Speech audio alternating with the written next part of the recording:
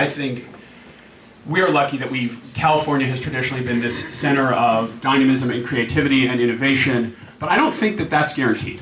And I think that if we are not thoughtful about the business climate that we create here in California, we're going to wake up one day and Austin is going to be the center of innovation and competitiveness. And so we need to be thoughtful about everything that we're doing. And I've had conversations with folks, with business owners in this community, including someone who's a part of ICA and a major CEO, who was telling me that their business is connected to this community, but they've slowly started to move operations out of state because there are so many rules and regulations and mandates that they have to comply with that it's hard for them to be competitive here in California, and that there are incentives for them to move elsewhere. So this is an important issue, and we need to think very carefully and work with the business community to understand how we can create a competitive environment here in California. So I'm willing to have conversations about these issues. It's important to me that workers are protected, that they have protections, that they can organize, that they're paid fairly.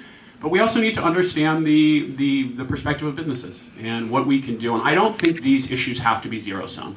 I think there are ways to bring people to the table, to have conversations, to understand the particular needs and concerns of whether they're small businesses in this community or larger corporations, understand what really impacts their bottom line, what are some changes we might be able to make this a more business-friendly environment and a more business-friendly community.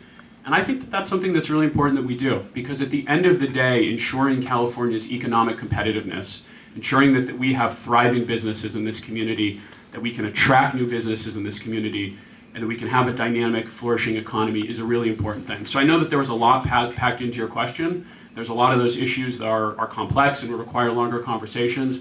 But the bottom line is that if I'm lucky enough to win the seat, my door will be open to everyone in this room. I'll hope to have the opportunity to speak to you often, to have you come visit in Sacramento, and to have conversations so that I can understand how I can be a constructive force in creating a competitive business climate here in the Valley and in California. Thanks.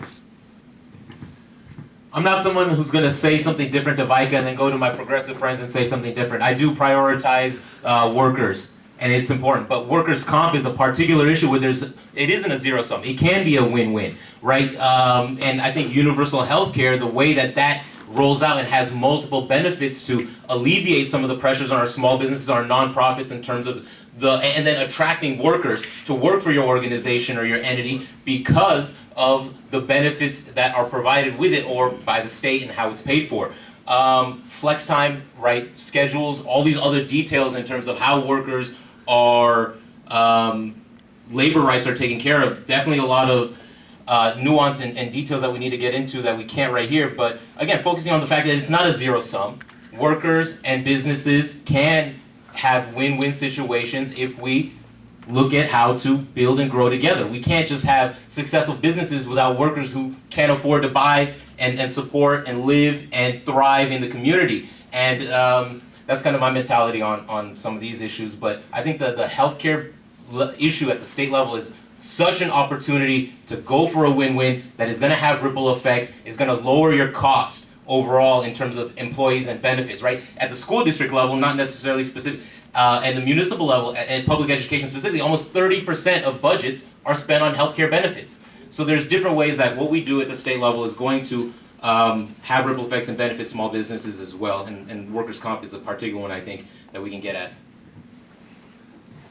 Trisha? I think that, well, I know that, our economy is changing. And the way that we do work, the way that we do business has been changing quite a bit over time.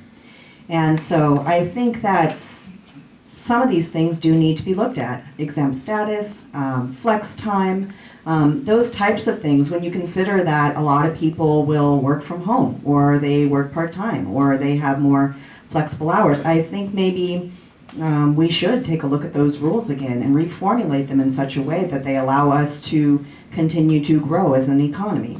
So I would never want to do anything that leaves our workers unprotected in particular, because I mean, in order for your business to grow, your workers need to grow with you. Zero-sum game has been mentioned a couple of times, but all in all, I mean, you're all part and parcel of the same thing, so you all have to work and grow together.